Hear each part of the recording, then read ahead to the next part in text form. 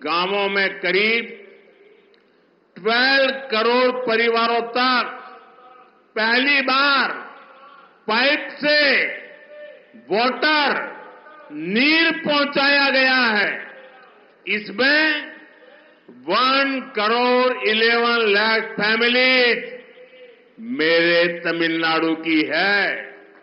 इनके घर में पहली बार टैप वाटर पहुंचा है। इसका बहुत बड़ा लाभ तमिलनाडु की मेरी माताओं बहनों को मिला है। கடந்த 10 ஆண்டுகளிலே கிராமங்களில் 12 கோடி குடும்பங்களுக்கு முதன்முறையாக குழாய் வழி குடிநீர் கொண்டு சேர்க்கப்பட்டிருக்கிறது. இவற்றிலே 1 கோடி 11 லட்சம் குடும்பங்கள் தமிழ்நாட்டைச் சேர்ந்தவை. இவர்களுடைய இல்லங்களிலே முதன்முறையாக குழாய் வழி குடிநீர் சென்றடைந்திருக்கிறது. இதனால் மிகப்பெரிய ஆதாயம் அடைந்தவர்கள் நம்முடைய தாய்மார்கள், சகோதரிகள் தான். साथियों, देशवासियों को क्वालिटी और सस्ता इलाज देने से ये हमारी सरकार का कमिटमेंट है। आप देखिए, आयुष्मान योजना के तहत तमिलनाडु में 1 करोड़ से ज्यादा ट्रीटमेंट हो चुके हैं। इससे तमिलनाडु के इन परिवारों के 8,000 करोड़ रुपीस जो उनकी जेब में से खर्च होना था, वो खर्च बच गया है। मेरे तमिलनाडु के भाई बहनों के जेब में 8,000 करोड़ रुपीस, ये बहुत बड़ा आंकड़ा है। நண்பர்களே, நாட்டு மக்களுக்கு தரமான மற்றும் விலை மலிவான சிகிச்சை அளிக்கும் விஷயத்தில் நமது அரசாங்கம் அர்ப்பணிப்போடு செயல்கள் புரிந்து வருகின்றது. நீங்களே பாருங்கள், ஆயுஷ்மான் பாரதம் திட்டத்தின்படி தமிழ்நாட்டிலே 1 கோடிக்கும் மேற்பட்ட சிகிச்சைகள் நடைபெற்றாகிவிட்டன. இவற்றிலே தமிழ்நாட்டின் இந்த குடும்பங்கள் 8,000 கோடி ரூபாய், சிறிய தொகை அல்ல, 8,000 கோடி ரூபாய் செலவிலிருந்து காப்பாற்றப்பட்டிருக்கிறார்கள். என்னுடைய தமிழ் சொந்தங்கள் காப்பாற்றப்பட்டிருக்கின்றார்கள். तमिलनाडु में 1400 से अधिक जन औषधि केंद्र हैं। ये मैं सिर्फ तमिलनाडु का बताता हूं। यहां जन औषधि केंद्र में 80% डिस्काउंट पर दवाएं मिलती है। इन सस्ती दवाओं से भी लोगों की जेब में 700 करोड़ रुपीस, मेरे तमिलनाडु के भाई बहनों के जेब में 700 करोड़ रुपीस की सेविंग हुई है। और इसलिए मैं तमिलनाडु के मेरे भाई बहनों को कहूंगा, अगर आपको दवाई खरीदनी है तो जन औषधि केंद्र से खरीदिए। आपको 1 रुपये की चीज 20 पैसे में, 25 पैसे में, 30 पैसे में मिल जाएगी। தமிழ்நாட்டிலே 1400க்கும் அதிகமான மக்கள் மருந்தகங்கள் இருக்கின்றன. 1400 நம்முடைய தமிழ்நாட்டில் மட்டுமே. இங்கே 80% வரையிலான தள்ளுபடி விலையிலே மருந்துகள் கிடைக்கின்றன. இந்த மலிவு விலை மருந்துகளாலும் கூட மக்களுக்கு 700 கோடி ரூபாய் சேமிப்பு ஏற்பட்டிருக்கிறது. ஆகையினாலேதான் கூறுகிறேன், நீங்கள் மருந்துகள் வாங்க வேண்டும் என்றால் இந்த மக்கள் மருந்தகங்களிலே வாங்குங்கள். 25 பைசா, 30 பைசா, 50 பைசாவிற்கு கூட உங்களுக்கு மருந்துகள் கிடைக்கும். साथियों, हमारा प्रयास है कि देश के नौजवानों को डॉक्टर बनने के लिए एब्रॉड जाने की मजबूरी ना रहे। बीते सालों में तमिलनाडु को 11 नए मेडिकल कॉलेज मिले हैं। நண்பர்களே, நாட்டின் இளைஞர்கள் மருத்துவ படிப்பு படிக்க அயல் நாடுகளுக்கு செல்ல வேண்டிய கட்டாயம் ஏற்படக்கூடாது என்பதே எங்களுடைய முயற்சி. கடந்த ஆண்டுகளிலே தமிழ்நாட்டிற்கு 11 புதிய மருத்துவக் கல்லூரிகள் கிடைத்திருக்கின்றன. साथियों, देश भर में कई राज्यों ने मातृभाषा में डॉक्टरी की शिक्षा आरंभ की है। अब गरीब से गरीब मां का बेटा बेटी भी जिसने अंग्रेजी नहीं पढ़ी है वो भी डॉक्टर बन सकते हैं। मैं भी तमिलनाडु सरकार से आग्रह करूंगा कि वे तमिल भाषा में डॉक्टरी के कोर्सेज चालू करें ताकि गरीब मां के बेटे बेटी भी डॉक्टर बन सके। மருத்துவ படிப்பினை அதை தமிழிலே செய்ய வேண்டும் என்பதே எங்களுடைய பேரவா. இதற்காக இந்த படிப்பினை படித்த ஏழை தாய்மார்களுடைய குழந்தைகளும் அவர்களாலும் இதை படிக்க முடியும். அதற்காகத்தான் மருத்துவ படிப்பினை கூட தமிழிலே அதை அமைக்கப்பட வேண்டும் என்று நாங்கள் விரும்புகிறோம். இதன் பொருட்டு நான் வேண்டி விரும்பி மாநில அரசிடமும் கேட்டுக் கொள்ளுகிறேன், இந்த ஏழை குழந்தைகளும் மருத்துவ படிப்பை படிக்க வேண்டும் என்பதற்காக பாடத்திட்டத்தினை தமிழ் மொழியிலே செய்து தாருங்கள் என்று வேண்டி விரும்பி கேட்டுக் கொள்ளுகிறேன். साथियों, टैक्स पेयर का दिया हर पैसा गरीब से गरीब के काम आए, यही गुड गवर्नेंस है। तमिलनाडु के लाखों स्मॉल फार्मर्स को पीएम किसान सम्मान निधि के तहत लगभग 12,000 करोड़ रुपए दिए गए हैं। तमिलनाडु के फार्मर्स को पीएम फसल बीमा स्कीम से भी 14,800 करोड़ रुपए का क्लेम मिला है। நண்பர்களே, வரி செலுத்துபவர்கள் செலுத்தும் பணம் மிகவும் ஏழ்மையில் வாடும் மக்களுக்கு துணை வர வேண்டும். இதுதான் நல்லாளுகை.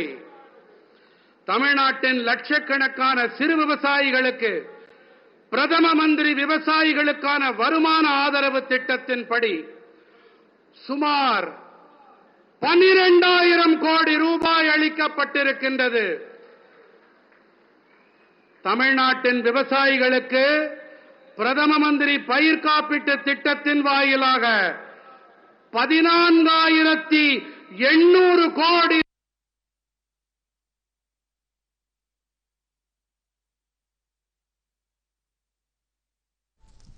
प्रधानमंत्री नरेंद्र मोदी तमिलनाडु में जनसभा को संबोधित कर रहे हैं।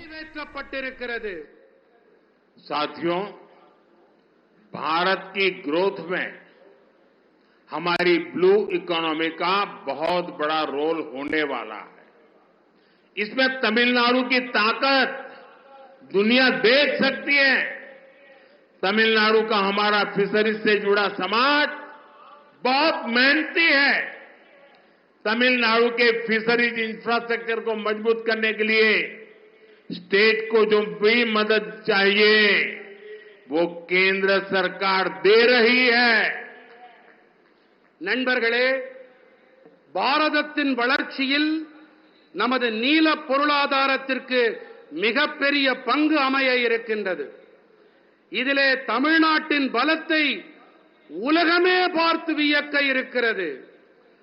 தமிழ்நாட்டின் நம்முடைய மீனவ சமூகம் மிகவும் கடினமாக உழைக்கக்கூடிய ஒரு சமூகமாகும். தமிழ்நாட்டின் மீன்வளத்துறை கட்டமைப்பினை வலுப்படுத்த வேண்டி மாநிலத்திற்கு தேவையான உதவிகள் அனைத்தையும் மத்திய அரசு அளித்து வருகின்றது. पिछले 5 साल में पीएम मत्स्य संपदा स्कीम के तहत भी तमिलनाडु को करोड़ों रुपए मिले हैं. हमारी कोशिश यही है कि मछुआरों को ज्यादा फैसिलिटीज मिले, आधुनिक सुविधाएं मिले, चाहे सीवीड पार्क हो या फिर फिशिंग हार्बर और लैंडिंग सेंटर हो. केंद्र सरकार यहां सैकड़ों करोड़ रुपए इन्वेस्ट कर रही है. கடந்த 5 ஆண்டுகளிலே பிரதம மந்திரி மீன்வள திட்டங்களின்படி தமிழ்நாட்டிற்கு கோடிக்கணக்கான ரூபாய் நிதியாக வழங்கப்பட்டிருக்கிறது. அதிகபட்ச நவீன வசதிகள் நமது மீனவர்களுக்கு வழங்கப்பட வேண்டும் என்பதே நம்முடைய முயற்சியாக இருக்கிறது. அது கடற்பாசி பூங்காவாகட்டும், மீன்பிடி துறைமுகமாகட்டும், படகுத்துறையாகட்டும், மத்திய அரசு இங்கே பல நூற்றுக்கணக்கான கோடி ரூபாயை முதலீடு செய்து வருகின்றது. हमें आपकी रक्षा सुरक्षा की भी चिंता है. भारत सरकार फिशरमैन के हर संकट में उनके साथ खड़ी है. भारत सरकार के प्रयासों से बीते 10 साल में 3,700 से ज्यादा फिशरमैन श्रीलंका से वापस लौटे हैं.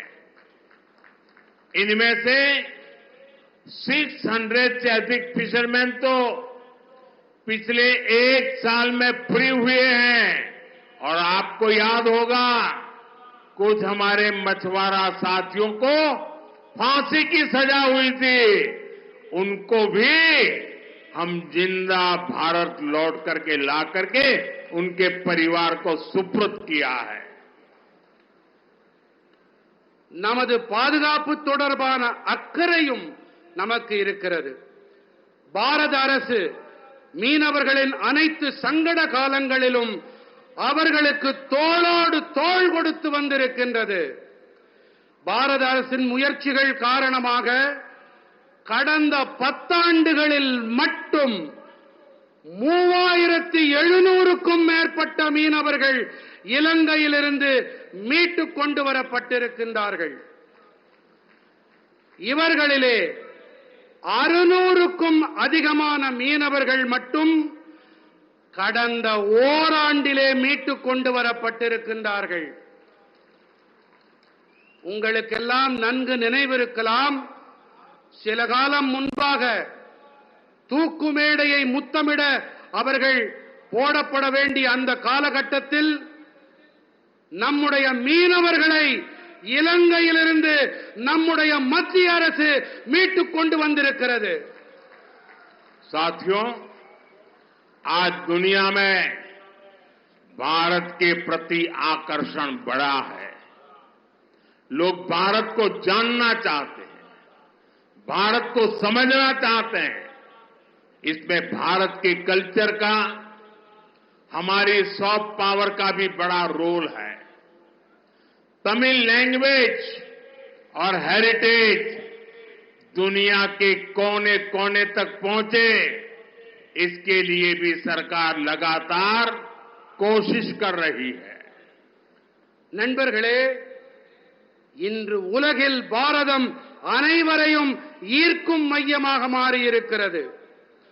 மக்கள் பாரதம் பற்றி தெரிந்து கொள்ள ஆசைப்படுகிறார்கள், புரிந்து கொள்ள விழைகிறார்கள். இதிலே பாரதத்தின் கலாச்சாரம், நம்முடைய மென் சக்திக்கு மிகப்பெரிய பங்கு இருக்கின்றது. தமிழ் மொழி மற்றும் மரபு உலகின் அனைத்து இடங்களுக்கும் சென்று சேர வேண்டும். இதற்காக அரசாங்கம் தொடர்ந்து முயற்சிகளை மேற்கொண்டு வருகின்றது. मैं तो कभी कभी हैरान हो जाता हूं, तमिलनाडु के कुछ नेताओं की चिट्ठियां जब मेरे पास आती है, कभी भी कोई नेता तमिल भाषी में सिग्नेचर नहीं करता है। अरे तमिल का गौरव हो, मैं सबसे कहूंगा कम से कम तमिल भाषा में अपनी सिग्नेचर तो करो। வழக்கமாக எனக்கு தமிழ்நாட்டிலிருந்து சில தலைவர்கள் கடிதங்கள் எழுதுவதுண்டு, மடல்கள் எழுதுவதுண்டு.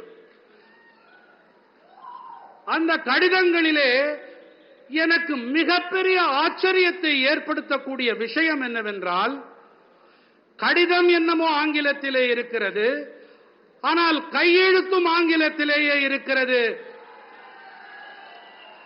குறைந்தபட்சம் கையெழுத்தையாவது தமிழ் மொழியிலே போடக்கூடாதா என்று நான் வியப்பதுண்டு. मैं मानता हूं कि 21st सेंचुरी में इस ग्रेट ट्रेडिशन को हमें और आगे ले जाना है. मुझे विश्वास है कि रामेश्वरम और तमिलनाडु की ये धरती हमें ऐसे ही निरंतर नई ऊर्जा देती रहेगी, नई प्रेरणा देती रहेगी. நண்பர்களே, இந்த 21ஆம் நூற்றாண்டில் நாம் இந்த மகத்தான பாரம்பரியத்தை மேலும் முன்னெடுத்துச் செல்ல வேண்டும் என்பதே என் உறுதியான கருத்து. ராமேஸ்வரம் மற்றும் தமிழ்நாட்டின் இந்த மண் இன்று போல என்றும் தொடர்ந்து புதிய சக்தியை அளித்து வரும், புதிய உள்ளெழுச்சியை அளித்து வரும் என்பதில் எனக்கு எள்ளளவும் ஐயமில்லை. और आज भी देखिए कितना सुभग संयोग है. रामनवमी का पवित्र दिवस है, रामेश्वरम की धरती है, और यहां पर जिस पन्नम बीच का आज उद्घाटन हुआ, 100 साल पहले जो पुराना ब्रिज था उसको बनाने वाला व्यक्ति गुजरात में जन्म लिया था, और आज 100 साल के बाद उसका नया ब्रिज बनाने का उद्घाटन करने का बाद भी उस व्यक्ति को मिला है जो भी गुजरात में पैदा हुआ है. நண்பர்களே, இன்று மிகவும் பவித்திரமான புனிதமான ஒரு நன்னாள். உங்களுக்கு எல்லாம் தெரியும், ராமநவமி. இங்கே இந்த பவித்திரமான இடத்திலே நாம் பாம்பன் பாலத்தை சில காலம் முன்பாகத்தான் அதை துவக்கி வைத்தோம். ஒரு ஆச்சரியமான தற்செயல் நிகழ்வு என்றுதான் சொல்ல வேண்டும். 100 ஆண்டுகளுக்கு முன்பாக இந்த பாம்பன் இடத்திலே பாலத்தை கட்டியவர் யார் தெரியுமா? அவர் ஒரு குஜராத்தி. இதில் தற்செயல் நிகழ்வு என்னவென்றால், 100 ஆண்டுகளுக்கு பிறகு இதே பாம்பனில் இங்கு ஒரு பாலத்தை திறந்து வைப்பதும் அதே குஜராத்தில் பிறந்த நான். साथियों, आज जब रामनवमी है, रामेश्वर की पवित्र भूमि है, तब मेरे लिए कुछ भावुक पल भी है. आज भारतीय जनता पार्टी का स्थापना दिवस है. सशक्त, समृद्ध और विकसित भारत के जिस लक्ष्य को लेकर के हम चल रहे हैं, उसमें बीजेपी के हर एक कार्यकर्ता का परिश्रम है. 3-3, 4-4 पीढ़ियां मां भारती के जय जयकार के लिए खप गई है. मेरे लिए गर्व की बात है कि भारतीय जनता पार्टी के उस विचार ने, भारतीय जनता पार्टी के लाखों कार्यकर्ताओं के परिश्रम